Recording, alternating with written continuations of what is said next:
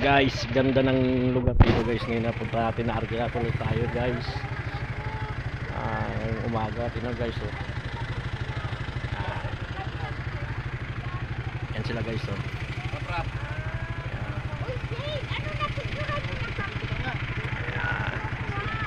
Lalim. Yan guys. Ngayon pagliliguan natin guys. Guys, pagliliguan natin. Ilog. Mag-iilog naman tayo tapos tayo sa dagat eh. Tayo natin yung ilog.